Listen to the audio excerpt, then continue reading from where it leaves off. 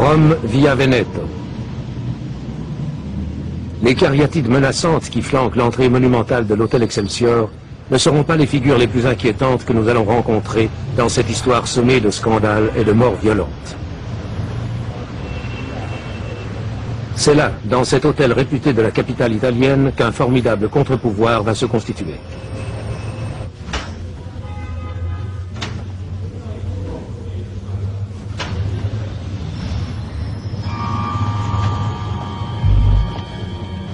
Les hommes les plus influents du monde politique et économique fréquentent les lieux.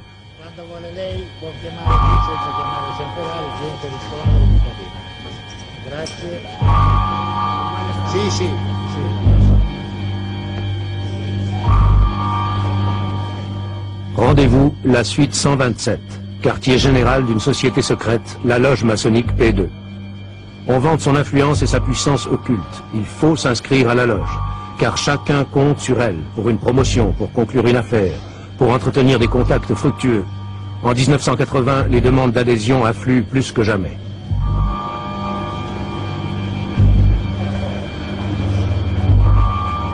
Son chef, Licio Gelli, maître vénérable, un industriel du textile qui a accumulé une fortune colossale et qui sait attirer les plus hauts appuis. Mais ces intrigues courantes au royaume de la Combinazione cachent des objectifs plus ténébreux. Au service de ses chefs, la P2 va couvrir un complexe réseau d'influence politique, trafic, corruption, espionnage, chantage.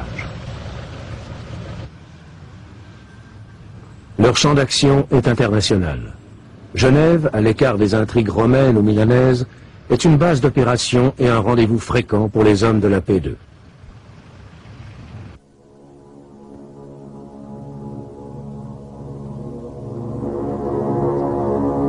Pénitencier d'Otisville, New York. Michel Sindona. Son empire bancaire s'est effondré. Il est condamné à 25 ans pour escroquerie. Lui qui fut la gloire de la finance italienne, le sauveur de la lire. Début 81, une enquête sur ses tribulations met 2 juges sur une piste brûlante. Elle les mène chez un certain Licio Gelli. C'est le commencement de la fin. 17 mars, Arezzo et Rome sont les cibles. Tout d'abord, la Toscane. 50 policiers quittent Milan au petit matin, secret absolu. Interdiction de contacter les autorités locales d'Arezzo. 3 groupes foncent. À l'hôtel Excelsior, au domicile de Gelli, à la périphérie d'Arezzo, et à quelques kilomètres de là, à la Giole, l'usine textile dont Gelli est directeur. L'homme est en fuite. C'est questo che si fa.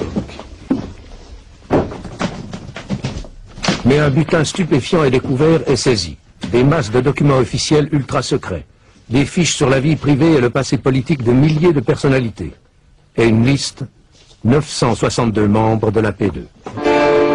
Tous les chefs des services secrets, 3 ministres en exercice, le chef d'état-major de la défense, des responsables de la télévision, 43 parlementaires, des financiers, des patrons de presse, des chefs d'entreprise, des magistrats, tous les postes clés de l'État, de l'armée et 3 banquiers, Michel Sindona, Umberto Ortolani, Roberto Calvi.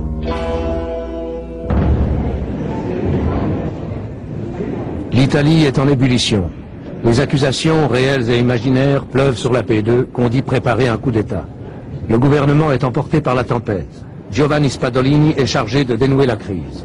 Chose jamais vue en Italie, le nouveau Premier ministre n'est pas démocrate chrétien. Les têtes tombent, la loge P2 est interdite par le gouvernement. Le Parlement nomme une commission d'enquête pour examiner les implications politiques de la P2. Parallèlement, des poursuites pénales sont engagées contre le noyau central de la loge, une vingtaine d'hommes parmi les plus compromis, dont Gelli et Ortolani en fuite en Amérique du Sud et en Suisse. La commission parlementaire est présidée par une femme, la démocrate chrétienne Tina Anselmi. Allora, trascrizione, o nei colloqui con Gelli stesso, a fare Ma se lei sta trascrivendo... Un circuit de télévision interne permet à la presse de suivre les auditions de la commission. Elle siège depuis 2 ans, le mardi et le jeudi. Ce jour-là, 4 responsables francs-maçons sont interrogés. Il y a 350 ans, dans ce palais de San Macuto, Galilée était jugé par l'Inquisition.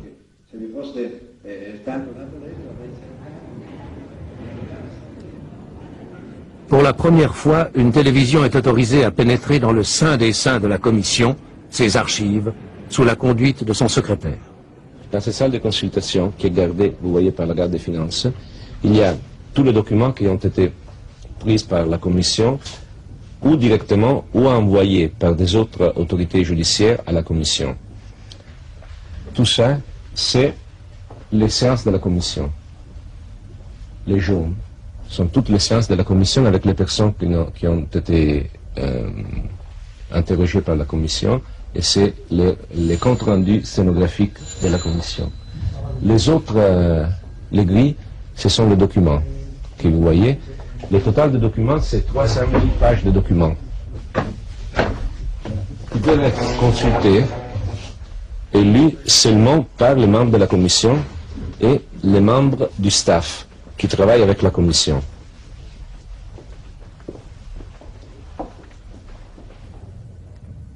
La fameuse liste de la P2 et d'autres documents ont été publiés par la commission dans un volumineux rapport. La liste est incomplète, sa numérotation est fragmentaire. En réalité, on estime que Gelli avait autorité sur 2 à 3 000 frères. Mais qu'est-ce que la P2? L'origine della P2 è quella di essere una loggia segreta, coperta.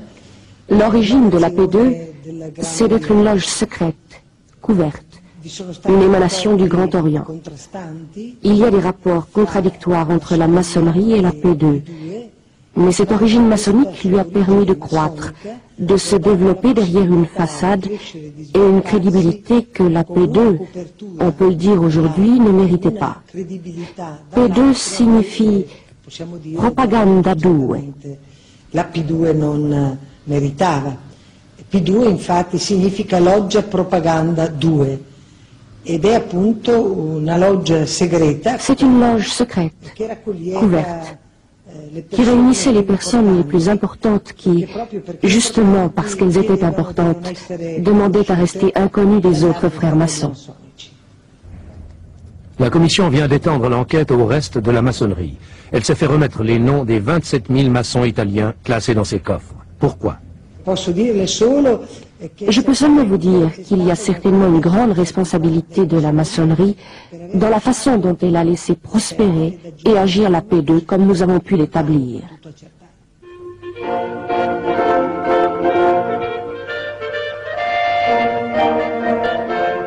Reste à examiner s'il y a des connexions douteuses entre la P2 et l'ensemble de la maçonnerie.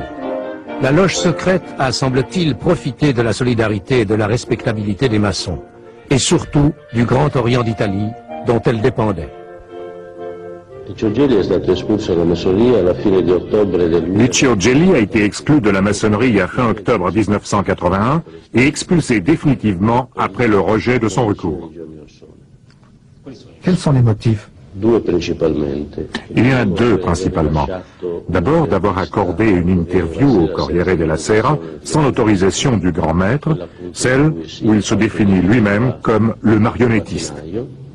Et le second motif, plus important, est d'avoir géré au mépris, ou en tout cas en dehors des constitutions maçonniques, un cercle privé improprement dénommé Loge maçonnique P2.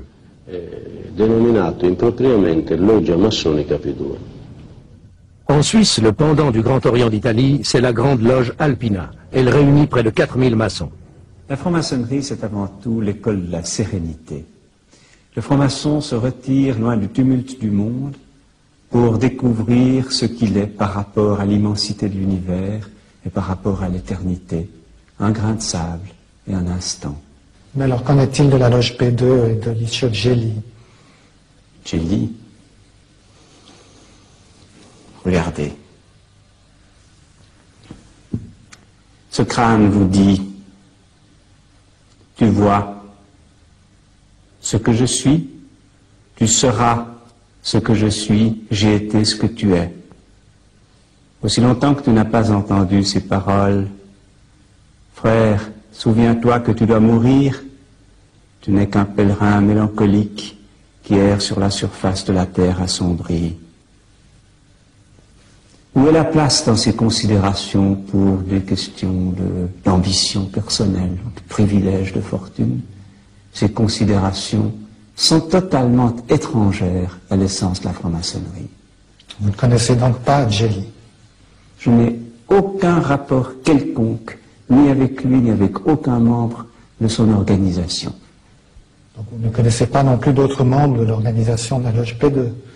Non, monsieur.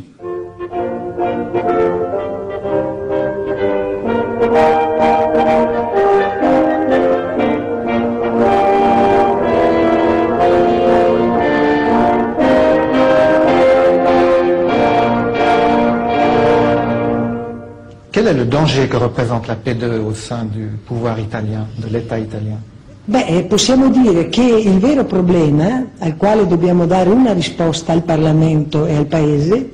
Eh bien, nous pouvons dire que le vrai problème auquel nous devons apporter une réponse au Parlement et au pays est de vérifier si la P2, dans son fonctionnement, dans ses rapports avec la finance, la politique, les services secrets, le monde de la presse et des moyens de communication, a pu développer un pouvoir tel qu'il a corrompu ou réduit le pouvoir légitime, tel qu'il repose sur le consentement des citoyens et sur le rôle des institutions. C'est ça la réponse politique que nous devons apporter. 2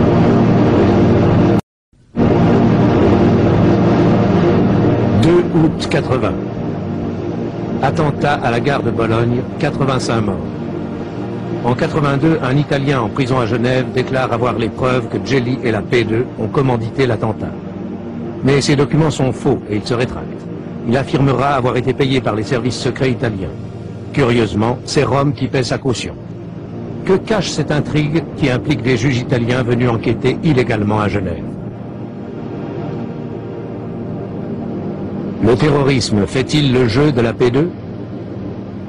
La stratégie de la PD, c'était une stratégie qui avait besoin du terrorisme. C'est-à-dire, avec le terrorisme, on pouvait demander un changement autoritaire de l'État.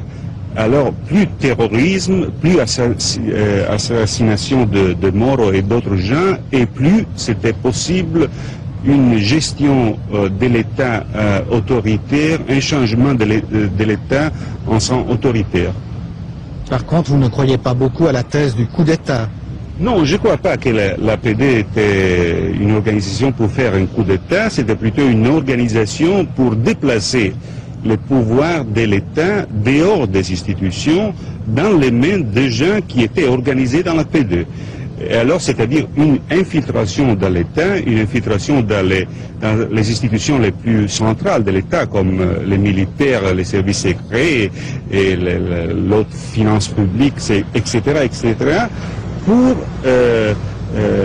vider l'État de ses pouvoirs et pour mettre ses pouvoirs dans les mains d'une organisation autre que l'État. Nous savons que les derniers services secrets dans 1977 ont été nommés avant l'affaire Moro, tous les trois responsables, soit des services secrets militaires, soit des services secrets civils, soit de la coordination des services secrets, sont dans la loge P2. Et alors on peut dire que dans l'affaire Moro, les services secrets et les forces d'ordre, c'est-à-dire les carabiniers et la police, ont été complètement inactives.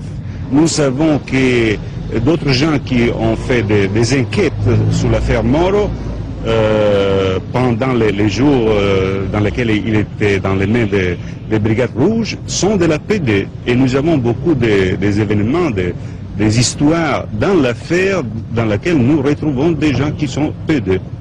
Nous pouvons dire que Gelli est certainement un personnage qui a eu un grand rôle dans la P2. Nous sommes cependant nombreux à penser qu'il ne peut pas être le véritable chef de la P2. On a parlé du rôle d'un ministre, notamment. Gelli a avuto vari ruoli. Gelli a eu plusieurs rôles. Il a eu certainement un rôle de relations publiques. Il est très fort dans ce domaine. Il a eu un rôle dans d'autres domaines aussi. Mais surtout si nous considérons certains rapports avec le monde politique, disons mieux avec les problèmes politiques, avec les problèmes financiers, nous ne croyons pas que les aptitudes et les qualités de Gelli soient suffisantes pour remplir ce rôle. Le attitudini, le qualità di Gelli fossero sufficienti per svolgere questo ruolo. En 1936, Mussolini envoie des troupes en Espagne appuyer le général Franco. Licio Gelli a 17 ans. Il est trop jeune, alors il falsifie ses papiers pour aller se battre comme volontaire dans un bataillon de chemises noires. À son retour, il retrace ses hauts faits dans un livre, Fuoco, tiré à 500 exemplaires. Mais ses études sont médiocres et il doit les interrompre après une bagarre politique avec son proviseur. Puis, c'est la guerre, et il est mobilisé sur le front yougoslave. Tout cela est décrit dans un livre de Gianfranco Piazzesi. Ancien directeur de journal, il a été mis à la porte sur intervention de Gelli pour avoir remué un passé trop nauséabond. En 1943, Gelli refuse l'armistice. Il se rallie à la République de Salo. Dopo ritorna alla fine nel 1943, l'ultimo anno di guerra in Italia. Ensuite, en 1943, dernière année de guerre en Italie, il revient à Pistoia, sa ville natale, comme officier de liaison entre l'armée allemande et les militaires républicains. Il est l'unique Italien en uniforme allemand à Pistoia. In divisa germanica che abitava a Pistoia.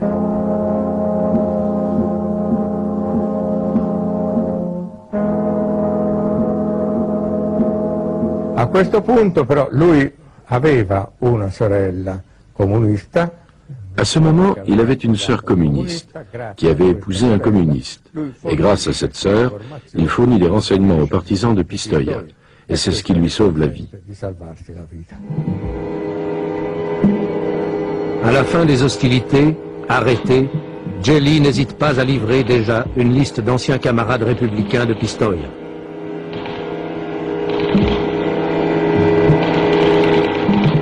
Subito dopo il Partito Comunista, che allora era la... Immédiatement après, le Parti communiste italien, qui à l'époque était rigoureusement aligné sur le Parti communiste soviétique, nous sommes en 1945, le prie de continuer à informer les services secrets de l'Est sur ce qui se passe dans les milieux d'extrême droite. Et lui, il poursuit cette activité au moins jusqu'au milieu des années 50.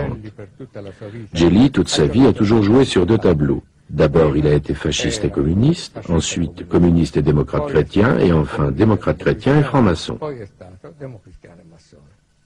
Le pouvoir de Gelli a commencé à la fin des années 60, quand un des chefs des services secrets, M. Alladena, qui était dans une position centrale des services, a amené des dossiers secrets, des dossiers sur milliers de personnes en première position en Italie, qui a porté ça en dot à Gelli comme un instrument de ricatto, de chantage. Et on sait ça parce que on sait que Gelli a une archive. Cette archive maintenant c'est dans l'Uruguay. L'État italien a obtenu une petite partie de cette archive, et dans cette petite partie de cette archive, on trouve de la documentation qui vient des archives des CIFAR. CIFAR, c'était les services secrets italiens à la fin des années 60, et M. Alladena, le colonel Alladena, venait du CIFAR. Ça a été donc prouvé. Oui, ça a été prouvé. Ça a été prouvé. Alors, c'est clair que ça, c'est le commencement du pouvoir de chantage de Gelli vers la classe politique italienne.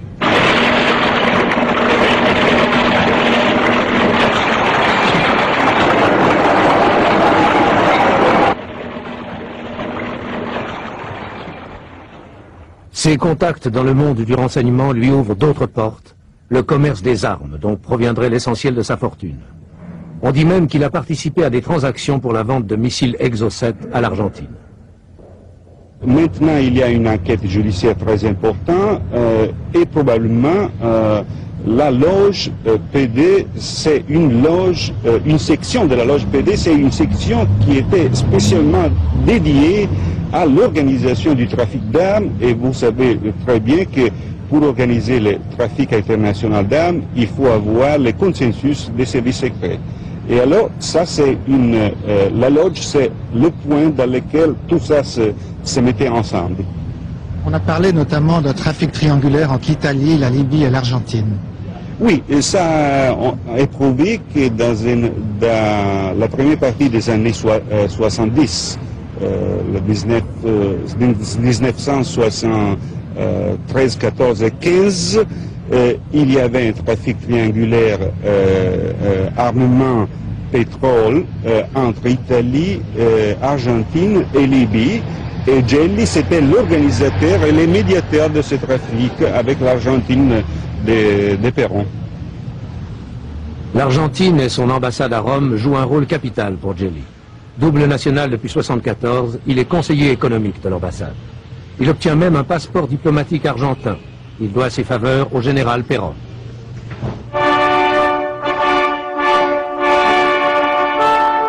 À la mort de Perón, il s'appuiera sur le sinistre José López Rega, puis l'amiral Massera, tous deux de la P2. En Italie, on voit Gelli avec tout le monde, avec le pape Paul VI, avec le président Giovanni Leone, avec le premier ministre Giulio Andreotti, que certains soupçonnent d'appartenir à la P2. Des relations qui ouvrent toutes les portes à Gelli et qui lui permettent d'accéder aux affaires les plus fructueuses. Certainement, Gelli a fait de grandes affaires. Il a commencé en vendant des chiffons et aujourd'hui sa fortune dans le monde entier, y compris dans les banques suisses, se chiffre en millions de milliards de lire. Mais le scandale P2 éclate. Gelli se réfugie en Amérique du Sud. Les accusations pleuvent sur lui. Conspiration contre l'État, espionnage politique et militaire, association de malfaiteurs et autres accusations de caractère politique. À quoi s'ajoutent des délits de droit commun, trafic d'influence, dénonciation calomnieuse, escroquerie et participation à banqueroute frauduleuse pour avoir touché des fonds du banquier Roberto Calvi. C'est au siège de l'UBS à Genève que Gelli a déposé une partie de sa fortune. Sur 7 comptes numérotés, plus de 100 millions de dollars. C'est là qu'il se fera piéger. L'inspecteur qui l'a arrêté, Gérard Kuchen, ne veut pas montrer son visage, mais il raconte. Piégé. L'inspecteur qui l'a arrêté, Gérard Kuchen, ne veut pas montrer son visage, mais il raconte. Pour la première fois. Le 13 septembre 1982, en fin de matinée, c'est monsieur le juge Foy qui m'a téléphoné pour m'aviser que monsieur Bernasconi, procureur général du Tessin, avait une information comme quoi un nommé Ricci devait se présenter dans un établissement bancaire de la place à 15 heures, et ce personnage, selon toute vraisemblance, devait s'agir du nommé Gelli. Monsieur Bernasconi s'occupait de l'instruction de l'affaire Carboni. L'affaire Carboni est donc une affaire en parallèle avec celle de Gelli. Donc on peut supposer que les informations viennent de ce côté-ci. Elle était annoncée pour 15 heures et en fait, celui-ci est arrivé peu après 14 heures. Ce monsieur Ricci a été mis dans un petit salon pour patienter et c'est ainsi que je me suis trouvé nez à nez avec le personnage en question. Alors là, je dois ouvrir une petite parenthèse parce que sur la base de la photo qui nous avait été fournie par les autorités italiennes, le personnage était totalement différent avec celui qui figurait sur la photo de la diffusion. Je lui ai posé la question s'il avait des papiers sur lui. Il m'a remis son passeport. Je lui ai posé la question s'il parlait français. Il m'a dit qu'il parlait uniquement l'espagnol et l'italien. On a eu un dialogue un petit peu difficile, mais au bout de quelques instants, il a quand même admis qu'il s'agissait de faux papiers. Est-il exact que ce passeport, tout en portant un faux nom, est un passeport délivré officiellement? Pour nous, apparemment, c'est une pièce authentique. Ensuite, nous avons encore fouillé l'intéressé avant de le transférer à Chandelon, et c'est lors de cette fouille que nous avons trouvé dans son slip une clé de safe. Cette clé de CF concernait un coffre dans un établissement de Genève où nous avons été procédés à une perquisition avec le magistrat et en présence de l'intéressé Djelli donc. Alors l'inventaire nous a permis de découvrir une certaine quantité de lingots d'or de 1 kg jusqu'à 12 kg, le tout représentant une somme supérieure à 1 million de francs suisses. Et ce coffre était à disposition de Djelli depuis une dizaine d'années déjà, où lui-même n'avait plus eu l'occasion d'y retourner.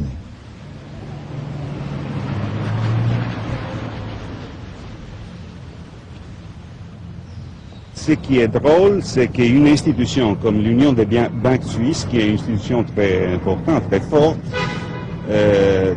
a donné la possibilité d'arrêter un personnage comme Djelli à l'intérieur de sa banque. Ça, c'est très drôle. Je ne connais pas la suite, mais il y a quelque chose qui n'est pas très clair. Le silence obstiné de l'UBS ne rend pas les choses plus claires. Que venait faire Djelli à Genève? Certainement pas retirer ses millions. Il y a des façons moins risquées de procéder. Alors est-il tombé dans un piège?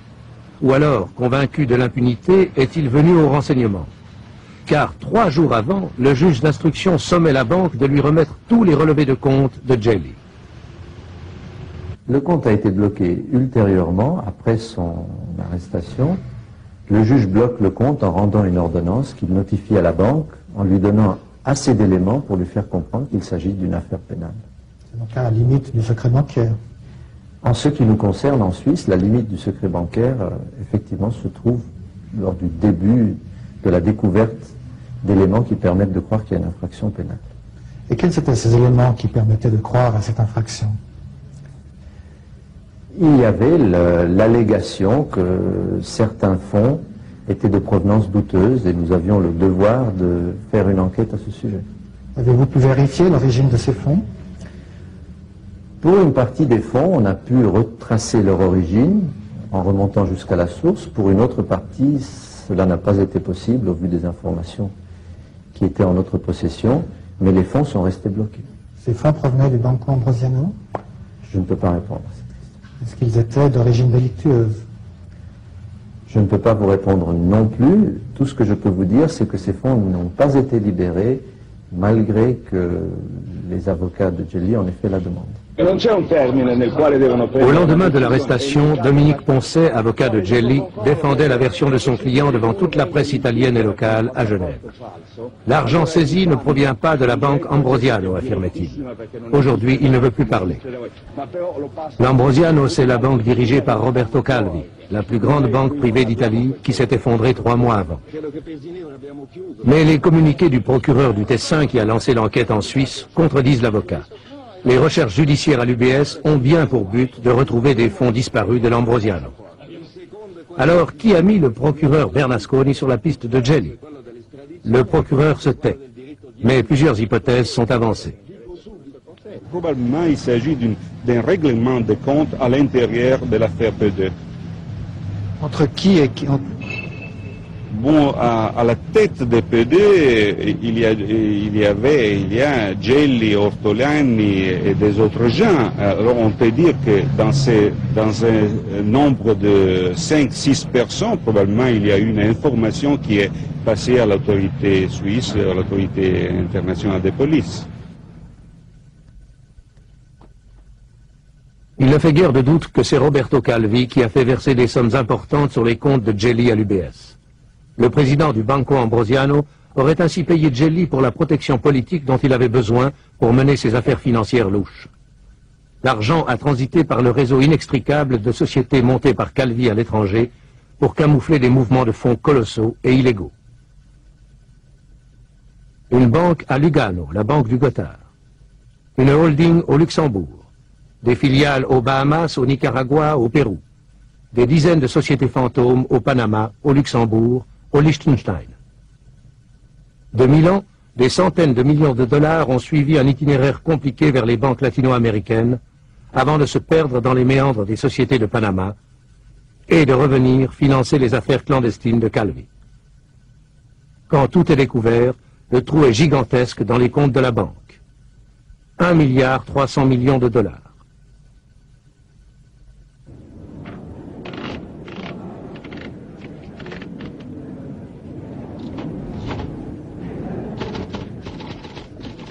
Calvi a utilisé cet argent pour ses opérations boursières secrètes et illicites. Les chefs de la P2 ont aussi largement bénéficié de cette manne. Des sommes considérables ont abouti dans les caisses des partis politiques italiens que Calvi arrosait copieusement. Mais on découvre qu'un autre responsable du trou, c'est le Vatican. Calvi s'est en effet attiré la pleine confiance du Saint-Siège. On le surnomme le banquier de Dieu. Il va en profiter. Il exploite l'absence quasi totale de contrôle de la part du Vatican sur la gestion de sa banque, l'Institut pour les œuvres de religion, l'IOR. De plus, les autorités italiennes n'ont aucun moyen d'action sur l'IOR, car le Vatican est un État souverain. Les capitaux peuvent donc sortir impunément d'Italie. L'Église romaine manque vraiment de flair. Avant Calvi, son idole, c'était Sindona. Il ruolo dello IOR comincia nel 1972. Le rôle de l'IOR commence en 1972, après quand Michel Sindona, qui se trouve aujourd'hui en prison aux États-Unis, présente Calvi au président de l'IOR, Marcinkus. Presentò Calvi al presidente dello IOR, Marcinkus. Cominciarono allora una serie di affari. C'est le commencement d'une série d'affaires et surtout d'une affaire la plus importante. Che è quello più importante. Nel 1972, questa è la spiegazione che è stata data ai cardinali dal Vaticano. En 1972, c'est l'explication qui a été fournie aux cardinaux par le Vatican. Le Banco Ambrosiano, le signor Calvi, demande un prêt de 45 millions de dollars. L'IOR accorda ce prêt avec un intérêt naturellement et il obtint en garantie les actions de 2 sociétés bancaires. Lorsque Calvi rend cet argent, et je le répète, c'est l'explication qui a été donnée par le Vatican, il semble que l'IOR ne restitue pas ses actions et que Calvi ne les réclame pas.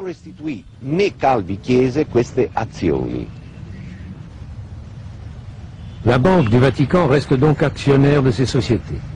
Puis, au gré d'autres transactions, elle se retrouve inextricablement liée au labyrinthe financier créé par Calvi pour ses escroqueries.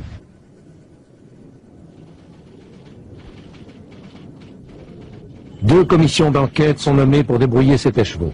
Dans l'une, le Suisse Philippe de Weck, ancien PDG de l'UBS, muet comme un coffre-fort. À la tête de l'IOR, l'archevêque américain Paul Marcinkus. Il est subjugué par Sindona et Calvi. Difficile de dire s'il a joué leur jeu par inconscience ou délibérément dans l'intérêt financier de l'Église. Marcinkus, qui dit vouloir retourner dans sa ville natale de Chicago, est-il un homme fini? Finito. Nella Chiesa... Fini, dans l'Église, personne n'est jamais fini. Dans l'Église, il y a une loi qui dit en latin promoveatur ut amoveatur, c'est-à-dire qu'on l'élève pourvu qu'on l'éloigne. Lui, certainement, quand cette histoire sera terminée, il lâchera l'IOR. Mais il restera pratiquement le gouverneur du Vatican et il sera nommé cardinal. À moins que ces commissions ne parviennent à découvrir qu'il s'est passé quelque chose de très sale par rapport à ce que nous savons aujourd'hui. L'IOR est lié à une autre opération de la P2, la prise de contrôle du grand groupe de presse Rizzoli et du prestigieux Corriere della Sera. Le groupe est au bord de la faillite. Il est sauvé par les capitaux injectés secrètement par Calvi. Commence alors une politique effrénée d'expansion. Andrea Rizzoli cède la place à son fils Angelo, membre de la P2. C'est dans ce contexte qu'une société Rizzoli est créée à Genève en 1978. À sa tête, 2 avocats, dont le grand maître Alain Marty. Rappelez-vous, il ne connaît personne à la P2. Vous êtes pourtant administrateur d'une filiale à Genève du groupe Rizzoli, dont les dirigeants sont membres de la P2. Oui, mais il faudrait savoir d'abord que la personne qui nous a demandé d'ouvrir une société à Genève sous le nom de Rizzoli, ce n'est pas la personne qui vous intéresse. C'est son père, lequel est décédé depuis lors, À la faveur d'une assemblée générale qui est intervenue après son décès, nous avons constaté que la personne qui venait représenter ses actions les représentait tout d'un coup au nom du fils, qui vous intéresse lui, et d'une banque qu'il est inutile de nommer, que vous avez deviné. Qui est donc la banque Ambrosiano. Le groupe est placé sous tutelle judiciaire et en février 83, ses 3 dirigeants sont arrêtés pour banqueroute frauduleuse. Angelo Rizzoli, son frère, et le directeur général Bruno Tassantin, lui aussi inscrit à la P2. Ne pensez-vous pas que vous avez pu être, en tant qu'avocat réputé à Genève et en tant que franc-maçon, utilisé à votre insu par le groupe de la P2 dans le groupe Rizzoli? Absolument pas, parce qu'en réalité, ce n'était pas mon client. Mais on sait maintenant que la P2 avait le contrôle effectif du groupe Rizzoli depuis 1977, donc avant la création de cette société à Genève. À l'époque où nous avons vu pour la première fois quelqu'un de ce nom à Genève, c'était feu M. Andrea Rizzoli, et non pas son fils. À noter quand même que c'est le père, Andrea Rizzoli, qui a introduit Ortolani, le financier de la P2, dans le groupe. Aujourd'hui, le Corriere est à vendre. Mai 82. À la bourse de Milan, les actions de l'Ambrosiano s'effondrent. Roberto Calvi est acculé, il risque la prison. À la tête de la P2, c'est l'heure des règlements de compte. Chacun pour soi. Le fils de Roberto Calvi, Carlo, est témoin des craintes de son père. Il était plutôt nerveux quand on faisait allusion à M. Gelli. Et en particulier, M. Gelli a téléphoné de nombreuses fois à la maison, et mon père refusait de lui répondre.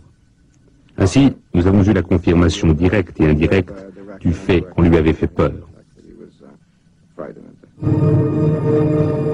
Le 11 juin, Calvi disparaît. Le 18, on le retrouve pendu sous le pont des Frères Noirs à Londres, les poches pleines de briques. Rituel maçonnique, dira-t-on. Sa mallette bourrée de documents est introuvable. La veuve de Calvi accuse, c'est Gelli qui l'a récupéré.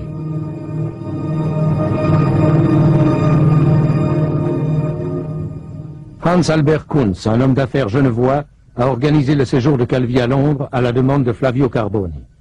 Kunz refuse toute interview, mais il nous a écrit « Je ne connais pas Gelli.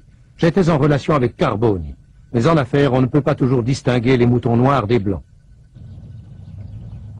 À Vesna, près de Genève, où il habite, Hans Albert Kunz croise souvent un voisin. Seule une route étroite sépare leurs deux villas. Il l'aperçoit aussi parfois dans des réceptions mondaines. Un personnage illustre, un de plus, qui apparaît dans cette affaire. Le prince Victor Emmanuel de Savoie, prétendant au trône d'Italie. Installé à Genève, à l'abri des regards indiscrets, le prince est aussi dans les affaires. Et tout près de Calvi, son nom figure dans la liste de la loge P2. J'ai jamais été membre de cette loge et je vais vous expliquer pourquoi je figure sur le grand livre ou le registre, comme on dit, de la P2. À l'époque, je travaillais en Iran avec beaucoup d'entreprises italiennes et j'ai connu Gelli ici à Genève et il voulait faire de la promotion en Iran. Et comme j'avais déjà promu beaucoup d'affaires italiennes en Iran, je l'ai connu, il est venu, je ne vous cache pas du tout, je l'ai connu, nous avons dîné 2 ou 3 fois ensemble, et il m'avait proposé certains groupes italiens pour l'Iran. Or, il s'est avéré que les affaires n'ont pas marché parce que n'ont pas marché, parce que ça arrive toujours. Et ça s'est arrêté à peu près à ce moment-là. Comment expliquez-vous la présence de votre nom sur cette liste alors? Oui, justement pour ça. Parce que je crois que c'était plutôt un carnet d'adresses presque, pour pouvoir me retrouver, pour pouvoir parler, pour pouvoir dire qu'il avait fait des affaires non faites, en fait, avec moi. Et avez-vous été en relation d'affaires avec d'autres membres de la P2, Ortolani, Roberto Calvi? Oui. Attention. Ortolani, oui, parce qu'à cette époque, il était presque le secrétaire de Gelli, et je l'ai rencontré ici, toujours à dîner, dans des restaurants à Genève, mais Calvi, ça n'avait rien à voir avec, parce que Calvi, c'était, je l'ai connu avant, et c'était quand même un banquier qui travaillait beaucoup, d'ailleurs, avec les banques genevoises. Et je l'ai connu dans l'ensemble des banquiers genevois. Pas de doute, le climat de Genève profite aux hommes de la P2. Ortolani y achète appartements, villas, bureaux luxueux. Il disparaît à la mort de Calvi. Arrêté au Brésil, il est relâché grâce à un passeport brésilien. À Genève, son amie reste muette. 3 mois après la mort de Calvi, Gelli tombe à son tour. Et il se retrouve à la prison de Chandelon, à Genève. Une prison contestée qui a déjà connu bien des problèmes.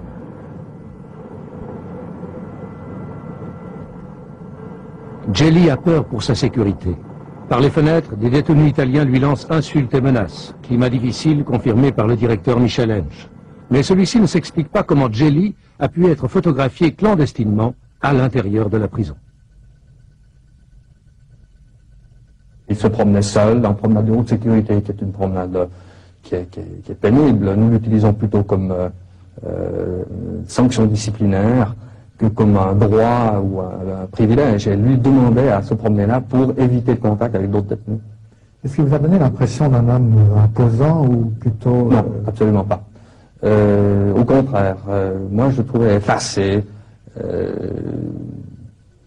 Minus serait peut-être un peu fort comme appréciation, mais un peu dans cette direction-là. On a pourtant dit qu'il avait une habileté très marquée pour connaître psychologiquement ses interlocuteurs très rapidement. On l'a dit après. C'est une fois qu'il s'était là, qu'on a brodé, qu'on a raconté, qu'on a analysé la personnalité de Gelli. Avant, pas, en tout cas pas à notre niveau.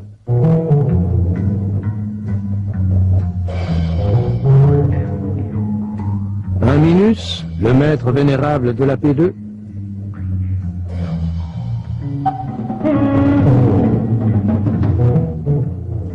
Un génial manipulateur, disent plutôt ceux qui l'ont connu. Un marionnettiste, se proclame lui-même Gelli. Mais il n'a pas la carrure d'un chef, ajoute-t-on. Il n'a aucun sens politique. Ne serait-il alors qu'une marionnette, lui aussi ?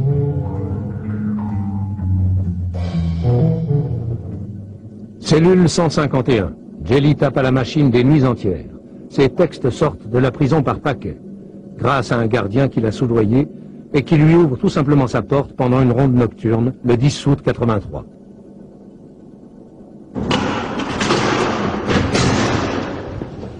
C'est trop simple. Personne n'y croit. Alors nous avons reconstitué la fuite de Gelli, pas à pas, dans les couloirs de la prison. Suivez-nous.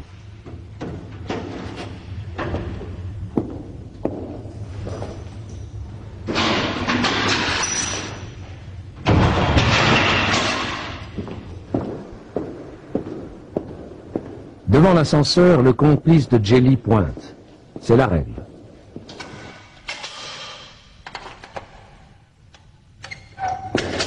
Il est 2h43.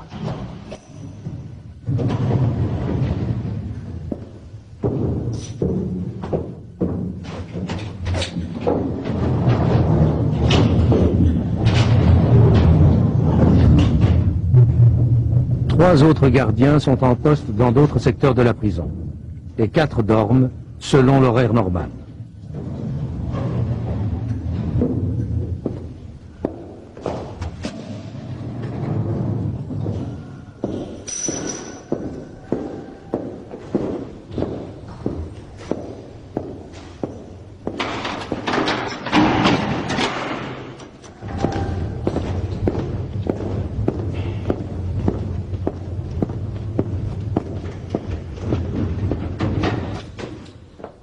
Les 2 hommes traversent toute l'aile nord de la prison.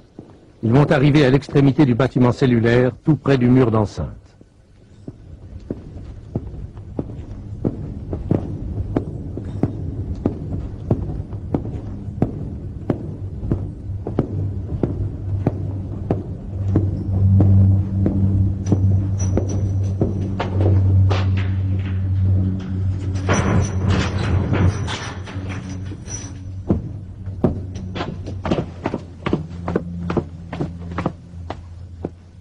Djeli reste seul. Pour brouiller les pistes, il perce un trou dans le grillage. Des complices font de même à l'extérieur, de l'autre côté du mur. Mais une ronde de police découvrira ce trou un peu plus tard et alertera la prison.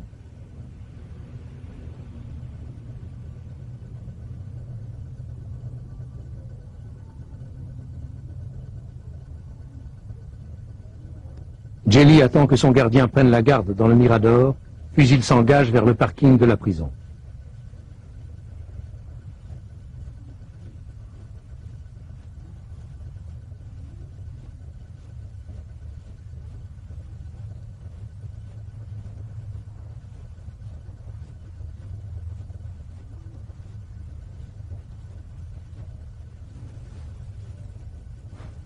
Il se faufile sous un dernier grillage et il se cache dans la camionnette du gardien. Au matin, dans la cellule de Djeli, la relève ne trouve plus qu'un mannequin, une seringue, un tampon d'éther. Une fois l'alerte donnée par la police, pourquoi est-ce qu'il ne se passe rien à la prison? Alors, le gardien qui est à la centrale téléphone, qui est en même temps le synoptique, reçoit l'appel de la police et il a une première bonne réaction, c'est-à-dire qu'il informe immédiatement ses collègues qui sont dans les deux miradors. Parce que nous n'avons pas vécu d'autres évasions, de nuit en tout cas, que par les fenêtres. Et depuis que nous surveillons en permanence les façades, nous n'avons plus d'évasion la nuit. Donc, dans son idée, c'est la seule possibilité. Il fait donc contrôler les façades, et on lui répond que les façades sont en ordre. Alors, ensuite, et c'est là qu'il y a négligence, la négligence dont la presse a parlé, c'est qu'il néglige d'informer son supérieur hiérarchique, qui, à ce moment-là, est au repos de manière parfaitement légitime, selon le programme de la nuit. Mais pas de fouille systématique, donc? Non. Et précisément, si le chef avait été réveillé, il y aurait eu fouille, il y aurait eu des recherches plus importantes. Et pourtant, la police a appelé à plusieurs reprises par la suite. Et il se trouve que c'est chaque fois le même gardien qui a reçu ce téléphone et qui n'a pas eu cette réaction dont on se demande pourquoi il ne l'a pas eu. Est-ce qu'on ne peut pas parler de choses plus graves qu'une négligence, en l'occurrence? Je suis convaincu que non. À mon sens, c'est une négligence et il n'y a rien d'autre de caché là-dessous. À 7 heures du matin, fin d'une longue attente. 7 heures du matin, fin d'une longue attente, le gardien termine son service. Mais c'est l'imprévu. Alors il semble effectivement que la camionnette du gardien soit tombée en panne, soit parce qu'il s'agissait effectivement d'une vraie panne, soit parce que le gardien était à ce point anxieux et crispé qu'il n'arrivait plus à mettre son véhicule en marche, mais toujours est-il qu'il semble bien que deux autres gardiens aient dû aider à pousser la camionnette pour la faire démarrer.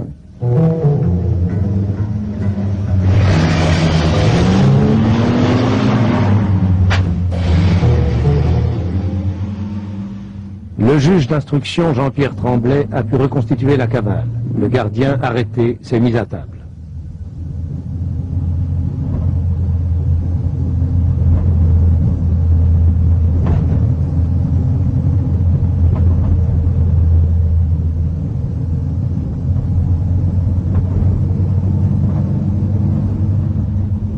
La frontière française est atteinte en quelques minutes, franchie sans encombre. L'alerte est donnée à 7h30, trop tard.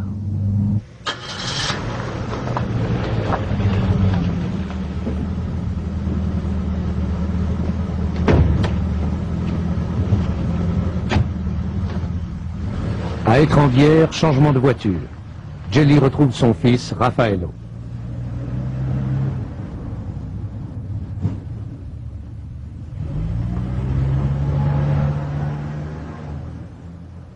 Direction aérodrome d'Annecy où un hélicoptère conduit les fugitifs à Monaco. C'est là que se perd la piste suivie par le juge Tremblay.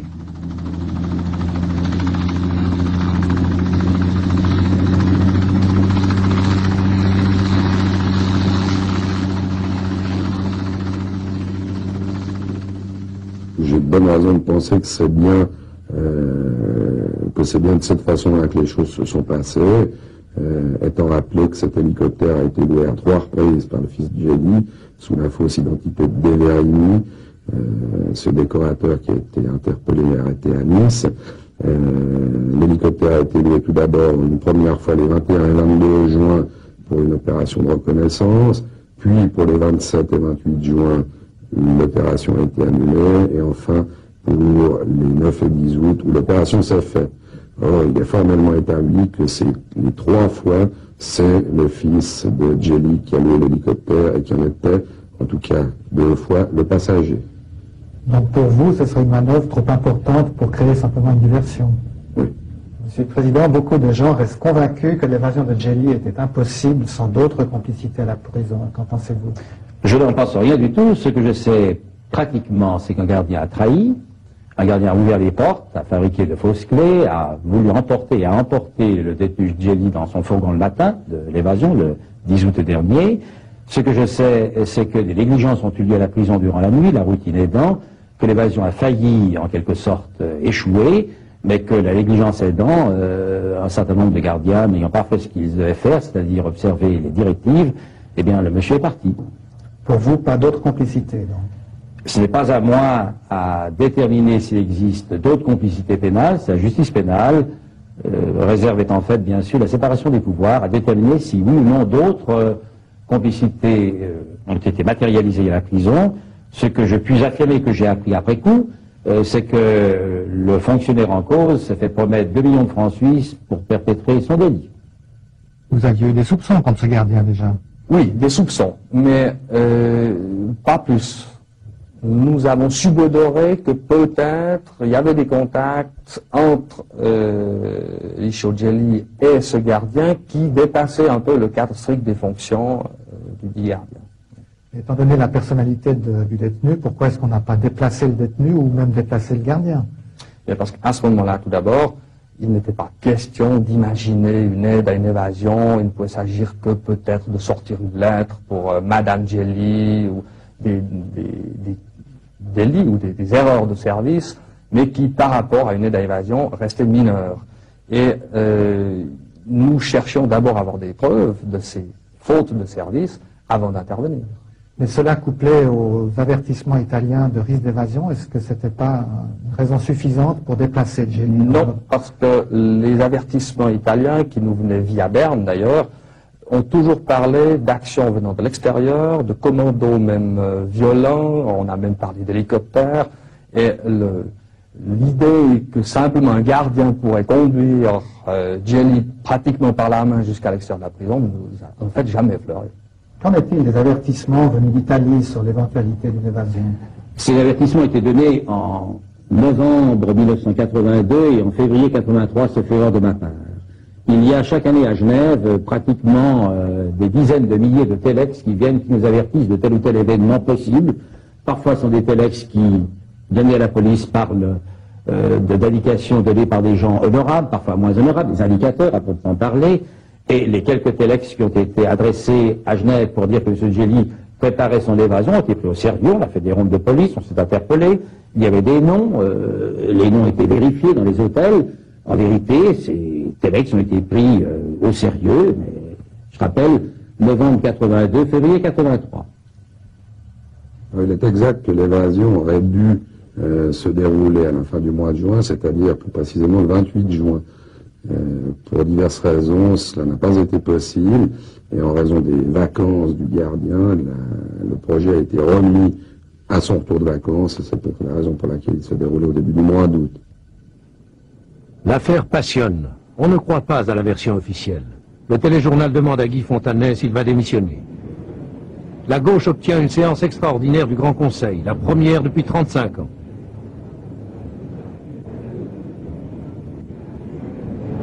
Le directeur de la prison doit partir, clame la gauche. Exploitation électorale, répond la droite. Traitement de faveur, sollicitude capillaire, lance le doyen Jean Vincent. Il fait allusion aux cheveux teints de Djeli. Une commission parlementaire d'enquête est décidée.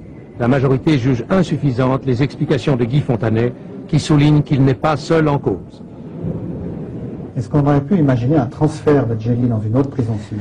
Tout à fait. Le tourisme pénitentiaire est un tourisme qui se fait souvent, mais M. Djeli était sous la responsabilité de la Confédération, et la Confédération n'a pas voulu le faire. Certains pensent que Djeli n'est pas parti de son plein gré et qu'il serait aussi peu libre de ses mouvements aujourd'hui que par le passé. Qu'en pensez-vous? On ne peut encore exclure aucune hypothèse, mais rien en l'état de l'enquête ne permet de penser que Djeli aurait quitté la prison contre son gré. Il ne faut pas perdre de vue qu'il est établi que l'évasion a été organisée par Djeli lui-même avec la collaboration d'un de ses fils. On voit par conséquent difficilement comment on pourrait admettre qu'il ait quitté la prison contre son gré. 9 jours plus tard, le tribunal fédéral accepte l'extradition de Djeli vers l'Italie en l'absence du principal intéressé. Mais il ne retient que 4 chefs d'accusation sur 15, ceux qui touchent au droit commun. L'évasion de Djeli, comment y avez-vous réagi? Ma la nostra reazione è stata di chi ha visto il testimone più importante fuggire nel momento in cui... Notre réaction est celle de gens qui voient s'échapper le témoin le plus important au moment où nous l'attendions pour répondre à nos nombreuses questions. Djeli était le protagoniste de la P2 qui nous est apparu à ce jour le plus compromis et le plus significatif. Et certainement, sa fuite nous a privés d'éléments décisifs pour pouvoir conclure notre enquête et lui donner un sens. Alors, où est Djeli? Chacun sa version. On le situe en Argentine, au Paraguay, en Uruguay, où il a de vastes domaines. D'autres sont sûrs qu'il est tranquillement planqué à Rome, en Sardaigne, à Genève, où il attend son heure. D'autres encore restent convaincus qu'il a été enlevé. Et on entend aussi que Djeli est déjà mort, peut-être, depuis longtemps. Mais pour certains, les rebondissements incessants de l'affaire ont trop duré. Ils se taisent obstinément. Ils ont peur du scandale, des représailles. Peur de ce gros titre. Djeli frappe encore.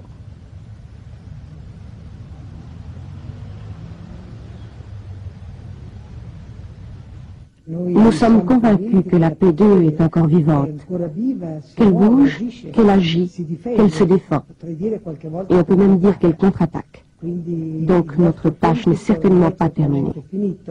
Ça, c'est pas une affaire italienne, un scandale italien, mais je crois que c'est la vraie histoire du pouvoir en Italie dans les dernières 10 années. Alors on comprend comme des gens ont peur parce que ou sont dans le pouvoir ou ont peur de ce genre de pouvoir qui est très ramifié, très répandu dans toute la société et les institutions italiennes. Derrière ces murs, à la prison de Lausanne, le gardien qui a rendu sa liberté à Djeli n'est qu'un lampiste. Il ne sait rien.